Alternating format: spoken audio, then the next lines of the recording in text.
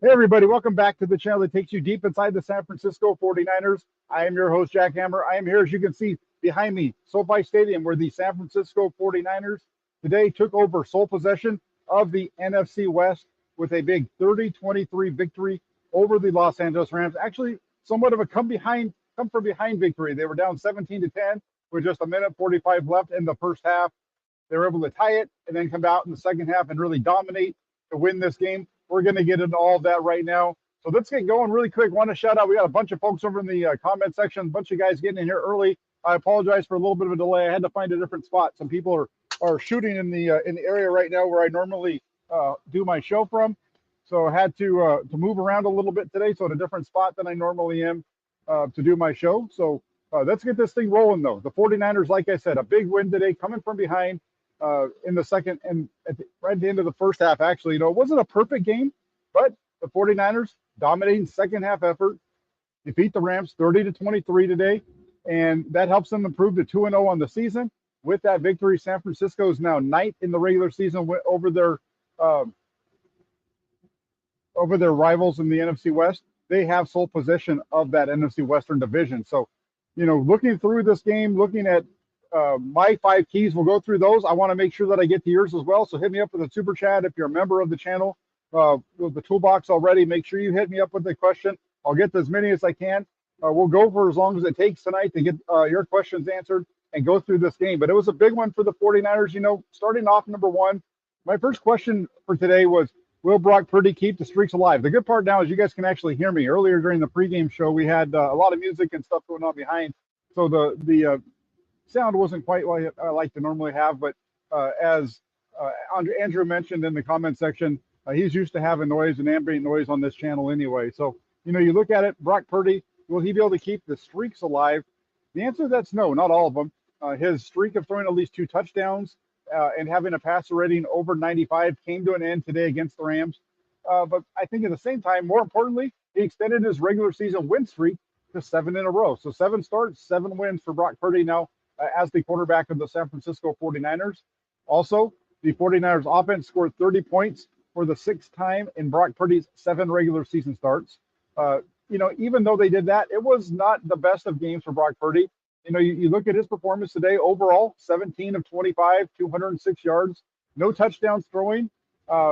He did have a run in on a quarterback sneak right at the end of the first half.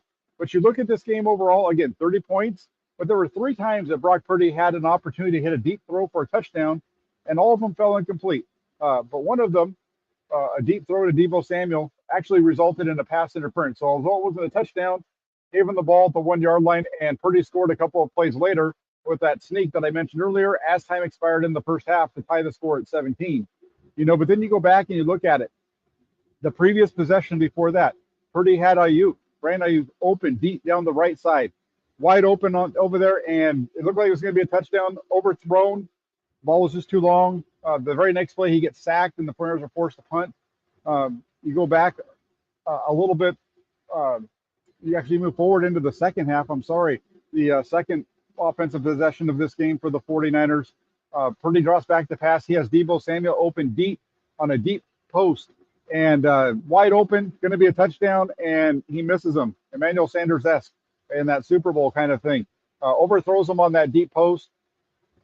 Fortunately for the 49ers, rookie Jake Moody came on. He drilled a 57-yard field goal to give San Francisco a 20-17 lead. And like I said, so he had some misses. Despite those misses, though, it was a solid performance from Brock Purdy. So not perfect, but it was a solid game. Like I mentioned earlier, 17 of 25, 206 yards passing. His best throw of the day may have come on the 49ers' first possession. If there's one that you like better, then you can let me know. But it was 3rd and 7. Purdy draws back the pass. He has Aaron Donald closing in around him right up the middle, and he hits Brandon Ayuk over the middle for a big completion to move the sticks. They go on to score a touchdown on that drive. And then looking from that, the best series of the day, we've heard a lot of talk about, if the 49ers need to score quickly, can they do it with Brock Purdy? He doesn't have that big arm and all those kind of things. Well, we saw that today. End of the first half, down 7, with starting off on their own 25, only 1:40 and 45 seconds remaining in the half. They don't have any timeouts. Purdy goes out. He hits a pass for 23 to Deebo Samuel, 9 to Christian McCaffrey. and then there's a little run, and then he goes over the middle to Juwan Jennings for 20. That sets the 49ers up at that 20-yard line. There's an incompletion on that deep throw to Deebo Samuel that I mentioned earlier, which results in a pass interference. Purdy has a couple of quick throws that are incomplete. One of them, I think, was a throwaway. And there was also a personal foul that puts them on the half-yard line. So instead of kicking the field goal and going in down 17-13 at the half, there's not time for another play. This is going to be it. Kyle Shanahan calls the quarterback sneak. Brock Purdy pushes it in, and the 49ers take a bunch of momentum into the half with them, and they go in 17-7. Just a really nice performance, I thought, out of Brock Purdy. Again, not a big one, but it was good. Andre Robinson says, awesome divisional win. A little concerned about Brock Purdy's deep ball. I counted 3 he missed. Also, Brandon Ayuk looked pretty rough, although he handled his business. I'm not worried about the deep ball. I think it's funny because, all throughout what we've heard is so much talk about Brock Purdy's lack of arm strength, yet today the problem is that he's overthrowing guys. So it's clear that the arm strength and the ability to throw the deep ball isn't a problem. He can throw it. He just got to be more accurate with it. It'll come. Those deep balls, he's got to get a little bit more air under it and those types of things, but it's going to come. On that Brandon Ayuk piece, so that you say where he looked pretty rough, he went down early. His first catch of the game came right off the bat. It was a little out to the left side, a pickup of 12. And when he made that catch, you could see that he was injured, even on that first catch. And then he gets the second one, and that's when he stays down. But even when he made the first one, you could see him get up a little slow. He went to the sideline. I don't know if they showed this on TV, but from the press box, you can see him going to the sideline, kind of hanging his left arm down. And he came back on, made another catch. That's when he got injured, but he gutted it out, and this is where the NFL is brutal, because now the 49ers need to turn around. They're going to fly home tonight, and they got to play in 4 days, excuse me. You have Monday, Tuesday, Wednesday to rest up, and you're on the field on Thursday night to play the New York Jets. Just absolutely brutal of the NFL to do these Thursday night games. I've never covered one in person. The 49ers have been on the road the last couple of years on their Thursday night games, so this will be my first time doing it. I know as a writer, it's hard because you're cramming all a week's worth of work into 3 days, and you get a little bit of a kind of a mini bye. You get a little bit of a break after that, but I can't imagine these guys, in terms of these players, having to turn this thing around. That's just brutal on them. I also want to shout out Raphael 562 Niners. He says, good evening, Jack, members of the Toolbox, and everyone. I should have done that right off the bat. Raphael, one of the really good ones here, and he was at the game today. He says that he just got home from Levi South. A great experience. I love coming to games here. The only thing that bugs me is the announcer. It's just so loud with the announcer. He's annoying, yelling, screaming, whose house and all that kind of stuff. But it wasn't as bad today. We had a kind of a laugh, though, up in the press box when Moody hit that 57-yarder. The press box announcer said that it was no good. They changed the score, and all of us kind of were asking him what happened on that one. But anyway, Raphael 562 Niners also says, like and subscribe, everyone. Let's see what else we got. And hey, look at that. Andre listened to you, Raphael. He listened to you. That's awesome. Blind Tom 61, another member of the Toolbox, says Brock got ahead with the ball to Deebo. But if you look at the tape, Deebo slowed down and started looking back too early. 6 of one, half dozen of the other.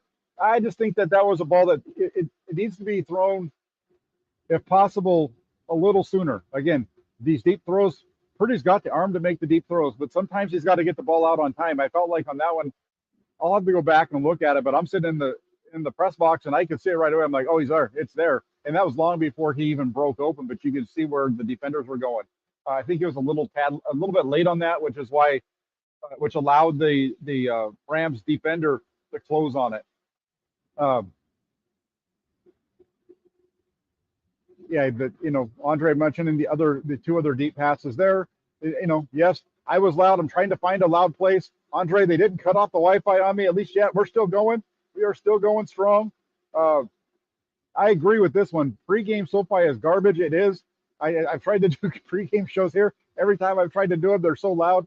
All the halftime entertainment, pre-game entertainment is warming up, and it's just louder than heck. And then when they open the doors at 11 o'clock, they just start. It's like you're at a rock concert for the rest until the game starts. But Terry Crews, he was here. I like Terry Crews. He was here and doing the pre-game stuff. Ellen Eliza in the house says, hello, Jack. What a great game. Deebo, that like button. Now on to the Giants, and that's right. We got a quick turnaround here. I want to share. We got this one real quick. Got to get to this. Super chat from Hiram says, Jack, what up with Mitchell? Why is he not getting carries after McCaffrey's long run? He still keeps him in there. I don't know about that, but where I'm looking at this, and he got 20 carries today. I think he had 3 catches, so 23 total touches for Christian McCaffrey, who I think he needs to be more around that 17 to 18 total touches in a game. So he's definitely been over that mark these first couple of weeks. They had a chance to take him out of the game. They're up by 10 with the ball late in the fourth quarter, and they run Christian McCaffrey 3 more times. I don't get it. One of them was a penalty, so it doesn't count on the official stat sheet. So, he got more touches than 23, but I don't get it. I don't get it. I don't know why Elijah Mitchell's not getting a couple carries here and there. I don't know why Jordan Mason isn't getting a carry here or there. Jordan Mason was their closer last year, late in the season. I don't know.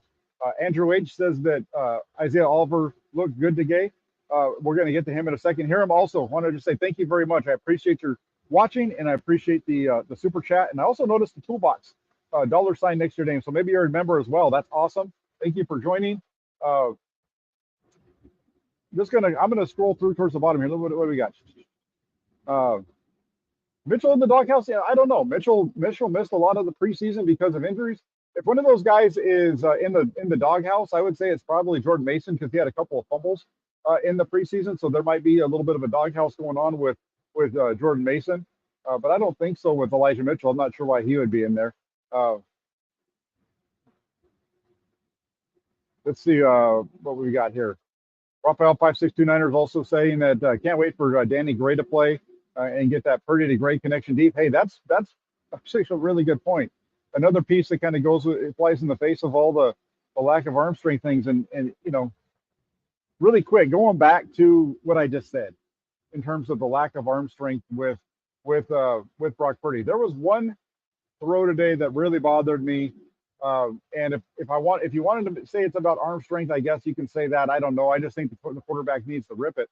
And that was on the play before the deep miss to Deebo Samuel. So there was 2 back-to-back 3rd and longs. The 3rd and 7 on the opening drive of the second half. There was a 3rd and 7 on the second drive of the second half. The one I mentioned earlier, the deep post that he misses Deebo Samuel on, that was on the second possession of the game, but it was a 3rd and 7.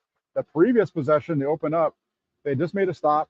They get the ball, 3rd and 7 at their own 21, and they have Vaughn Jennings running a slant. It's a little bit of a deeper slant. It's not a post. Slants and posts are very similar, but it's down the field. It's a slant. He's not taking it over the top. But the safety's inside, and Brock Purdy has him, and that's a spot where you've got to rip that ball into him. It can't be that's not a throw that you want to put touch on, especially when it's wide open like that was. You got to get it to that guy. You got to get it to him quick so you don't have to worry about the safety being in the way and all those kind of things. Instead, Purdy just didn't really step into it. I'm not sure exactly what happened, but he didn't really rip that one in. You can see it, and that's the one that sailed high over Jennings' head, led to that punt. I just didn't like that throw. I thought that was a bad throw. That one bothered me. It was one of about 3. Like I said, the first Deebo miss didn't get me all that upset because it was the first one.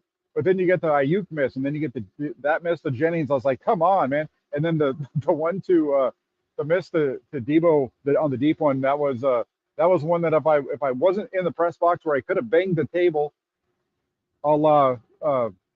back in the day when Trent Baalke was a 49er and he'd GM and he'd bang the table in the press box when stuff would go wrong. I almost did that today, but just a couple of bad misses there. But again, we're talking about a couple of bad misses. This is Brock Purdy's 7th start in the regular season, 10th start as a quarterback in the NFL, and today he went 17 to 25, 206. The 49ers putting up 30 points. Again, they got some help from the defense with the late interception by Diamador Lenore. But again, 17 to 25, that's right around 60-something%. So not a bad performance. But it could have been better. Imagine if he'd hit those deep shots. Now you're looking at a 41-23 game, a game that would have been over at halftime or early in the second half instead of dragging on a little bit as long as it did. But again, like I said, wasn't a perfect performance for Brock Purdy. It was more than good enough. It was solid. It was good enough to get the win. if you're a 49ers fan, you'll take this every day of the week because the bigger piece of it is he didn't turn the ball over. The 49ers with no turnovers today. They forced two going the other way, two interceptions of Matthew Stafford. So just a really nice game all around. This is the perfect one. I sent this to somebody actually. He says that Purdy 30 for 30 Purdy. That's right. We need to get some shirts. Somebody's got to make some shirts. 30 for Purdy with a picture of Purdy on them. 30 for Purdy. That's got to be the. That's what we got to get that trending on Twitter now. Let's get everybody saying that. 30 for Purdy. I like that one, Raphael. That's a good one. So you're a member of the toolbox. You're smart. You get it. Awesome. And then also Luke Walsh says, Demo that like button. Glass City coming in with the talent to let me know that 17 of 25 is 68%. Well done. Like it. You guys here on the in the inside the fires that know how to use their calculators. That's awesome. Thoughts on Moody? I guess you're talking about the kicker that hit 57 yards. I know. I'm not surprised. I've seen Jake Moody hit from 57 multiple times outside in Santa Clara in practice. We've seen him hit those kicks a number of times. We've seen him hit from 60 plus in practice. So you're finally getting a chance to see what the reporters got to see throughout training camp. And I understand fans, you're not there, so you don't see it, so you're more concerned about it. But it was good. He put that thing right down the middle. I think actually it was a little bit off to the right, but still good enough to get it between those uprights, and a field goal got the 49ers a lead 20-17 that they never relinquished. So good stuff there. Wishnowsky, I'm not sure exactly what I'm supposed to. I'm not sure about. I don't really have any major thoughts on Wishnowsky. I would have liked to have seen him maybe be able to keep one of those punts inside the goal line. I think that would have been nice. Ice cold Narchi says 2 interceptions plus a turnover and we're going to get to that in a little bit because there was a big change. There was one thing about this defensive performance today that I really took note of as this game went along, and we're going to get to that in a few minutes. But also another thing, number 2, my second question for today was, will Spencer Burford and the 49ers offensive line contain Aaron Donald? The answer to that was a resounding yes. San Francisco's offensive line today held Aaron Donald, a multi-time All-Pro, Pro Bowler, to just one hit on the quarterback. That's it. One hit for Aaron Donald. That's all that showed up on the stat sheet. In fact, I think this is one of the biggest things when it comes to the 49ers offensive side of the ball. Their ability to run the ball to their left over Aaron Banks and Trent Williams, that really helped their team out by changing up, forcing the Rams to change up, because what happened is they got a couple of big runs early on. The 51-yard run from Christian McCaffrey. They got the run up the gut for the touchdown on the play before. They were kind of beating them, and they have a tendency to run the ball really well to the left side, not so much to the right side. So what did the Rams do today? They took Aaron Donald and they moved him over to the other side. So they didn't have Aaron Donald on Spencer Burford. No, we didn't see that matchup. We saw Aaron Donald today matched up on the right side with, for the most part, against Aaron Banks and Trenton Williams. There was a couple times where they slid him outside and rushed him against the other guys, but it was a really solid performance all around. And like I said, that ability to put them to run to the left side, force them to move Aaron Donald, and by moving Aaron Donald, it just opened up everything else. And the offensive line really played well. There was only the one hit by Aaron Donald today. You had Brock Purdy getting hit just 3 times in this game. Only 3 hits on Brock Purdy, one of those being a sack. Really good performance by this offensive line against the Rams today. And beyond that, you look at the run game. Christian McCaffrey got things going early, that 17-yard touchdown to cap off the opening possession. The third play of the next drive rips off a 51-yarder around the left side on that toss. He finishes with 116 yards on 20 carries. Deebo Samuel with 38 yards on 5 carries of his own. He has an end around that he takes for 17. So you look at this game, and I think that this was the 49ers offensive line was really good. They did a really good job on Aaron Donald. He answered a lot of questions, a lot of those questions that came out after the game against the Steelers. You saw those questions get answered tonight. It was a much better performance from them. And you look back at I mentioned this in the pregame show. Aaron Donald doesn't have a sack against the 49ers now in 5 regular season games in a row. Didn't have any against the 49ers last year. Didn't have a sack the year before in 2021. Doesn't, and he gets held without a sack today. The only hit that he had actually came. Um, it was early in the game. It was on the throw from Purdy to Juwan Jennings. I think that must have been late in the first half, but that was the only hit of the day. I mean, it was just a solid performance all around. They did a really good job of taking him out of the game. Randy, great to have you. He says, hey, Jack, late as always. Hey, better to be late than never, right? Better late than never. So I'm glad you're here, Randy. Thank you for tuning in. So again, that offensive line played really well. I thought you looked at this game I thought this was a really strong game from both offenses in terms of their offensive line. I felt like the Rams offensive line played really good as well. Things just kind of got away from them in the second half. In the first half, the 49ers couldn't do anything on defense. It was rough. So let's get into that defensive performance a little bit. Again, on the offensive side of the ball, good job by Brock Purdy, 17 of 25. The running game working out well, 51 yards on one run for McCaffrey, 116 total. 49ers running for over 159 yards. Then you get to the other side of the ball in the defense. The number one question I had there was, will San Francisco's pass rush get to Matthew Stafford? The answer to that was, again, yes, but it didn't happen right away. For Matthew Stafford, when I would say that Matthew Stafford, his first half for him was like shooting fish in a barrel. Everything was there to him. The pass, he was getting the ball out of his hand quick. The pass rush wasn't getting to him. The 49ers defense was playing a little bit soft. Everything was just boom, boom, boom all over the field. And he was hit just one time. That's it. One time. A combination of that lack of pressure, the soft coverage. Stafford only gets hit once while going 14 of 18 for 143 yards and a touchdown. And that helped the Rams score points on each of its three possessions, 2 touchdowns and a field goal. However, the second half was a different story completely. The 49ers defense was able to get pressure up front. And once they got pressure up front, they were able to hit Stafford 5 times in the second half. They were able to get a sack in the second half. And as a result, you start hitting Matthew Stafford, what happens? That's right. Interception. The first one, nice coverage down the field. Finally, tight coverage. A little bit of pressure. He tries to hit his check down off of the hands picked by Isaiah Oliver, who we're going to talk about in a minute. The next one, pressure around him again. Throws it over the middle, right to Diamond Lenore for an interception. The 49ers get a field goal, put the game away. Just really good stuff. And the other thing, too, in this, obviously, let's talk about it right here. I think this offensive line dominant in the first half. Time after time, they were able to get a man on a 49ers defender to help open up running lanes. But they were also doing a really good job in pass protection. The key change for San Francisco in this game was third down. Really what they were able to do on first and second down, leading to third down. If you go back and you watch this game in the first half, the Los Angeles Rams had 3rd and 5 or more one time. It was a 3rd and 13, I think, on their opening possession, which forced them to then have to kick a field goal. One time, only once in the entire first half did the Rams offense face 3rd and more than 4. In the second half, the 49ers got to that a bunch of times because they were much better on first down, did a good job of stopping the run and also breaking up some passes, keeping everything in front of them, forcing checkdowns. So they were able to get into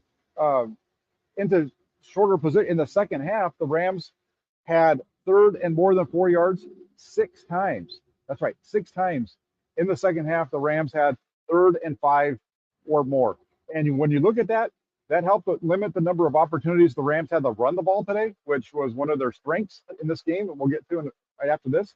But also, like I said, I think this was the key to the 49ers turnaround on defense. Those third downs on those 3rd and 5s plus that they had today, you had a pair of punts, a field goal, an interception, a turnover on downs, and the Rams also finally picking up one of those on that final possession when they got that last field goal to screw everybody in terms of their bets because of the point spread today. But again, on 3rd and 5 or longer today, Matthew Stafford and the Rams had a punt, field goal, interception, turnover on downs, one field goal late in the game. That's it.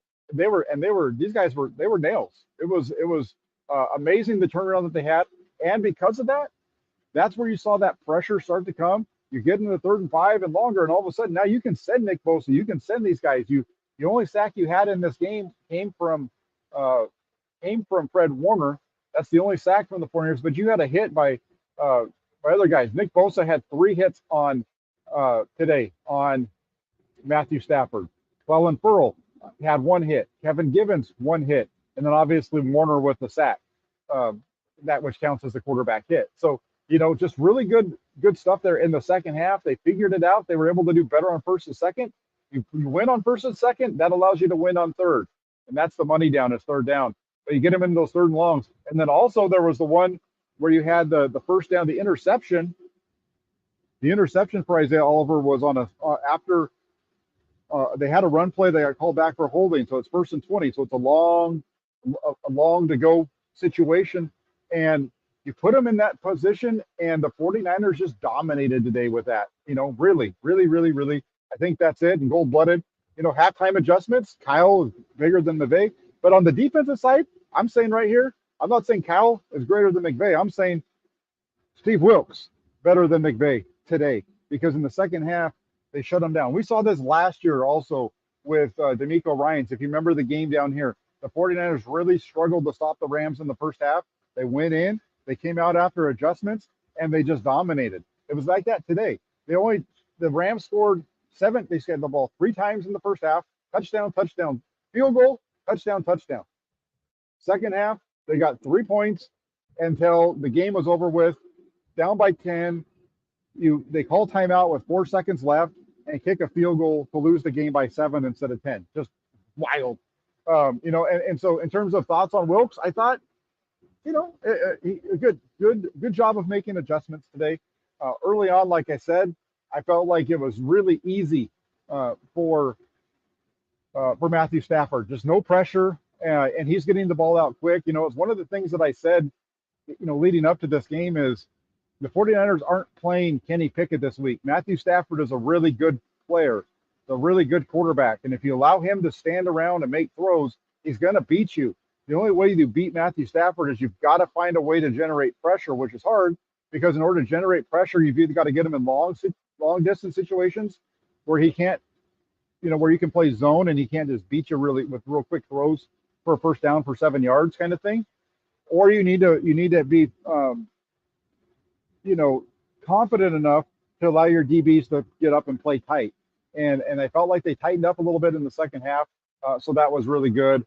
And a big day overall for the 49ers. This is the big win. Kim comes in. He says, Jack, did we have any injuries today? It seems that Brandon Ayuk seems to be hurt. The 49ers had 3 injuries today. Brandon Ayuk with a shoulder. He was fine, came back into the game. Ambry Thomas, he left after the second defensive possession with a knee injury. He ended up coming back into the game as well. After Diamondor Lenore went out, it was Ambry Thomas that came in and played on the boundary. And then also Diamondor Lenore, I already mentioned him.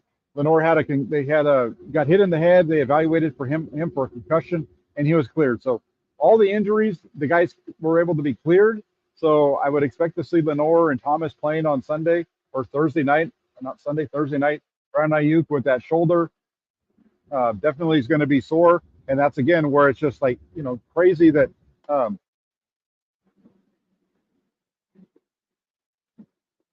crazy with that. So anyway, good stuff there. Let's see what else we've got. So that's it. Thursday night football, 49ers, Giants coming up. But really quick, before we finish this off, I got another one I got to talk about. The 49ers defense and the slot. I think this was another one of those concerns. I know we talked about the offensive line. Another one is the slot. And so my question today, the fourth one that I had was, do the 49ers, do they have that slot figured out? Because the Rams generally have been very good in that area from getting guys open from the slot. Wasn't so much of that today, but my answer there wasn't a yes, it was a no, it was somewhat. It's kind of, I think they're starting to figure it out. You look at this game today, they opened up with Diamondor Lenore playing in the slot, Ambry Thomas out on the boundary. Thomas then goes down with a knee injury at the end of the Rams' second possession. So veteran Isaiah Oliver comes in. Oliver, the guy that the 49ers brought in this offseason to really replace Jimmy Ward, but he's been struggling, which is why it's been Lenore inside. but the veteran came in and came away with the first turnover of the game. And as this game went on, I felt like he got a little more comfortable. Wasn't a perfect game, but by any stretch of the imagination, he was in bad position on the touchdown run for the Rams that the Rams had. Uh, he just got himself into a bad spot in terms of filling that gap on the Williams touchdown run. But you look at this performance. Rams' second possession after the half. Matthew Stafford, again, like I mentioned, trying to hit Kyren Williams. A ball bounces off his hands. Oliver's right there to pick it off. And that was huge because that turnover led to the field goal to put the 49ers up 20-17, and they never relinquished the lead from there. You look at the stats today. Puka Nacua, the rookie, he's taken over for Cooper Kupp. 15 catches, 147 yards, 20 targets for that rookie today. Most of that, though, was coming while he was lined up on the outside. Same with Tutu Atwell, who had 7 catches for 77 yards. So it's not so much the slot. I felt like the 49ers were okay there. Nacua, if I was worried about the 49ers right now, if you ask me, hey, Jack, what about this 49ers secondary worries you? I'm going to tell you what worries me right now the most is Charvarius Ward. Charvarius Ward is struggling to chase anybody across the field. When they run crossers, he cannot keep up with them. So unless you get pressure, he's going to get beat on crossing routes. You saw it a bunch of times today. It wasn't until the Flyers started getting a little bit more pressure that changed. But Charvarius Ward really struggling on those crossing routes. He's either got to be playing up tight in man coverage, because when he's in zone and he's playing off coverage, it's a free catch all the time. Charvarius Ward makes some really nice plays. Diameter Lenore is kind of the same way as well. It's just it was a rough game, I think. I felt for him. Again, 15 catches for Puka Nacua, the rookie, 7 for Tutu Atwell, 147 for Nacua, 77 for Atwell. Of the 307 receiving yards, they're over 200 of it. Well over 200, over 220. What is that? 224 of the Rams' 307 receiving yards today coming from Nacua and Atwell. So the 49ers need to. This shows you how much the pass rush means to this 49ers defense to help them win. So, KW2421 says that Ward gets picks here and there, but he gets beat a lot too. He does. And sometimes, getting beat on the underneath routes, isn't necessarily getting beat. It's just plain soft because that's what you're asked to do and that kind of stuff. But again, I do think it's an issue that they need to work on. I see this. Wilkes in the zone coverage sucked. Needed press man coverage on the receivers. When Nacua was under pressure, he dropped passes, dropped balls under zone. He gets 15 catches. Damn. I don't disagree with you here. Again, I talked about it. If you followed my live blog over at 49ers.pressdemocrat.com, if you followed that live blog, that's all I kept talking about in the first half was, man, this is easy. This is easy for Matthew Stafford. It's like, there's no pressure. He's getting the ball out of his hand quick because the coverage is soft.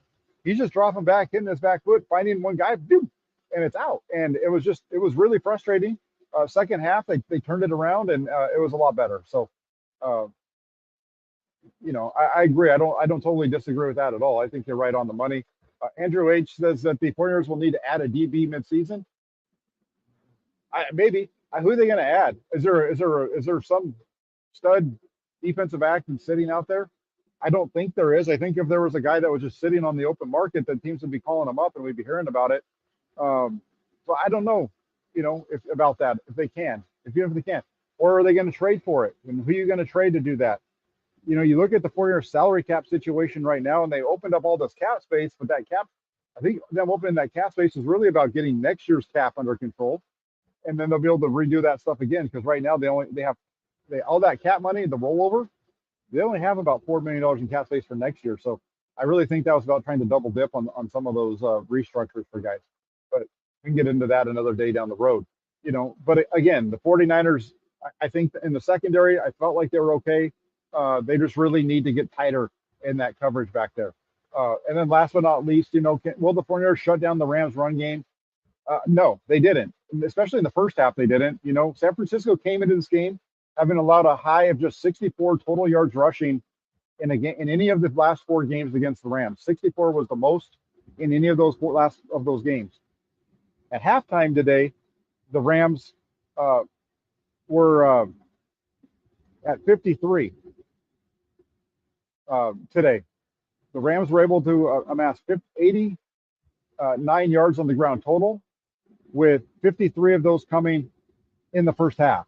And, you know, part of the reason that was happening was the offensive line for the Rams was just dominant. And they were able to get a hat on a hat, which means a guy on a guy, right? And because of the down and distances that they were playing with, they were more than fine with running the ball, picking up 4 or 5 yards at a pop, getting themselves into third and short. What happened was, first off, when the 49ers finally got a stop on a run play, that's when Dre Greenlaw screwed up and got a personal foul, because instead of just making the tackle and getting up, he kept driving the guy into the ground, so they threw a flag. You know, and then in the second half, it was a much better job of slowing them down. They still ran the ball for about 36 yards in the second half. They didn't have quite as many carries and stuff like that, but you know, that was just a rough running day in the beginning. But they turned it around. They didn't shut it down, but again, they figured it out, and that was part of that whole second half turnaround that I talked about, where they were able to get the Rams in second and 5 or in third and 5 plus over and over and over again to really get them off the field. Because when it was third and short, they were money.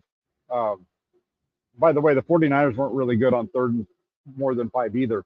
They only had one that I can remember. Luke Walsh, remember the toolbox in the house, says, inside the corners of Jack Hammer. The whole first half I was thinking, wish we had Jason Verrett for this game. Yeah, you know, that's the kind of guy that they need, right? Jason Verrett, a guy who could jump up and he could play man coverage and be an eraser, right? He can jump up, play man coverage, take away one of your receivers. I agree. They need, if there was a guy like that they could sign, I would be all for it. I just don't think there is. At least I'm on the open market. Maybe there's a trade or something like that. But I think the 49ers team that we see now is the team we're going to see all year long, unless there's a big injury and they're forced to make a move. But yeah, I like this one, Luke. That's a really good question. Really good comment. Thanks for putting that up there. KW2421 saying that the Rams were literally using our game plan against us and being very successful. Yeah, they were just kind of methodically short passes, every once in a while a little bit long. It was, I mean, it's really a good point, KW2421. In the first half, it was both teams just going up and down the field. The 49ers moved it around. The only thing, you know, the only bummer there for the 49ers was the one play that they had to punt. They were just outside of field goal range at the 45, you know, and that's where you had the sack on Purdy. That was right after the overthrow to Debo, not Debo, but the Brandon Ayuk, and that should have been a scoring possession right there. Again, they should have scored on, the 49ers should have scored points on every possession in the first half. They moved right up into the field, but again, you know, that last possession of the first half, I thought was just tremendous. You know, they come out, open it up with a little throw to Debo Samuel on a design like swing screen type of thing. You can tell it was a design play. They get that to him, and he's up around the sideline for a nice gain for 23. Then they come back and do a very similar play to Christian McCaffrey for 9, and then you get the throw over the middle, which was that was cherry, the best one. That in route to Juwan Jennings with Darren Donald coming right at him. A really nice ball from Brock Purdy. Good stuff there, and just what a way to finish off that drive. You know, I see them lining up and they're in the huddle, 4th and 1 at the 1 second to go, and I'm like, okay, let's see what they do. And then the little sneak in and a really nice touchdown run there for Brock Purdy. Not really even a touchdown run, just a quarterback sneak. A nice push. Put those big thighs, those big quads to work. Nice push right there for the quarterback sneak. Absolutely. So, you know, again, solid performance for the 49ers overall. Big day today. Get the win, 30-23. They are now number 1 in the NFC West with the win today. Game and a half because they have the tiebreaker advantage over the Rams. They're a game up on Seattle as well.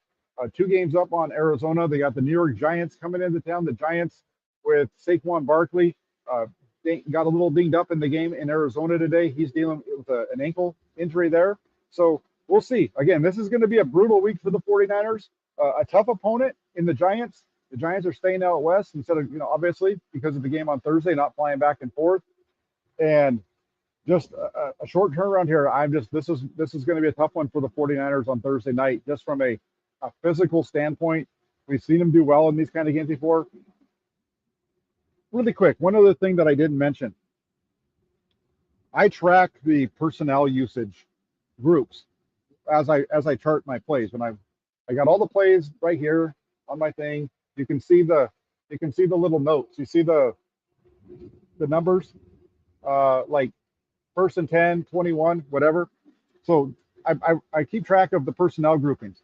The 49ers there was a lot of talk last week about how heavy they were in 21. I think 21 is one of their best groups because it's basically they can do everything out of it with the guys on the field.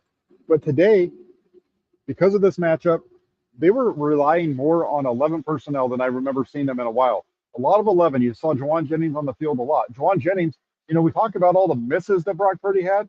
Well, he did have one on the deep misses. He did have one deep completion, 31 yards down the left sideline to Juwan Jennings. Really nice catch by 15 on that one as well. Just a really good one. Solid performance. It's just that 11 personnel was interesting to me. 17 times in the first half, they were at 11 personnel. That's a lot because the 49ers usually only use that when they are in long yardage situations or third downs. But they were really an 11 heavy team today in that game. Like I said, 17 times in the first half.